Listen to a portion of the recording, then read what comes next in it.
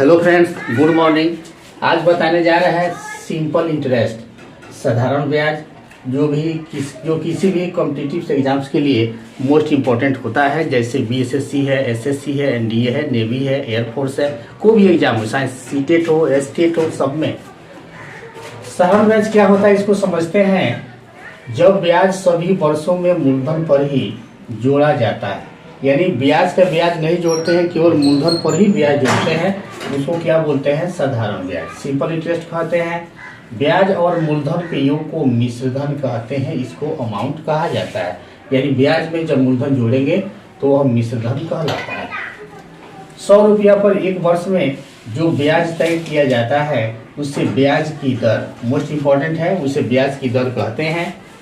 साधारण ब्याज में मूलधन स्थिर रहता है, यानी मूलधन नहीं बदलता है। लेकिन जब हम लोग पढ़ेंगे चक्रवृद्धि ब्याज तो उसमें मूलधन में ब्याज जोड़ेंगे, ठीक है, तो उसको बोलेंगे कंपाउंड इंटरेस्ट, चक्रवृद्धि ब्याज। तो उसकी चर्चा हम बाद में करेंगे, पर इस साधारण ब्याज हम लोग पढ़ेंगे, इसके कुछ ट्रिक्स से नियम है बता देते हैं। इसके बाद अगले वीडियो में हम बताएंगे इसके मोस्ट इंपॉर्टेंट क्वेश्चन। अब यहाँ जो महत्वपूर्ण सूत्र है उसको देख लेंगे। ब्याज का होता है मूलधन गुणे समय गुणे दर बटा 100। मूलधन होता है ब्याज गुणे 100 बटा समय गुणे दर। और फिर मूलधन का एक और फॉर्मूला है, ये क्वेश्चन देख लेंगे, 100 ट्रिक में काम आता है।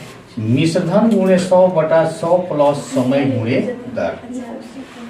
दर होता है ब्याज गुणे 100 बटा में मूलधन गुणे समय, और समय होता है ब्याज गुणे 100 बटा मूलधन गुणे दर। अगर मिश्रधन फाइंड करना है, मिश्रधन का मान निकालना है तो मूलधन में ब्याज को जोड़ देंगे। अगर ब्याज निकालना है तो मिश्रधन में से मूलधन को माइनस कर देंगे, घटा देंगे। ये सब आप स्टडी कर लेंगे, अध्ययन कर लेंगे, इसको याद कर लेंगे। कुछ ट्रिक्स है इस चैप्टर के लिए, आइए इसको देख लेते हैं। इसमें कौन से ट्रिक्स है? यदि कोई धन किसी साधारण ब्याज की दर से x वर्षों में n गुना हो जाता है तो इसका ट्रिक है दर और बताना हो तो n-1 × 100 अपॉन में x। दूसरा है कोई धन x% ब्याज की दर से कुछ समय में n गुना अगर हो जाता है तो ये समय निकालने का ट्रिक है और ये दर निकालने का ट्रिक है। देखेंगे फॉर्मूला दोनों सेम है। यहाँ पे धन जो है ब्याज की दर दिया हुआ है, जो x का वैल्यू है, यहाँ ब्याज की दर से यहाँ समय दिया हुआ है, ठीक है। हम इसका एग्जांपल आप लोगों को समझाएंगे।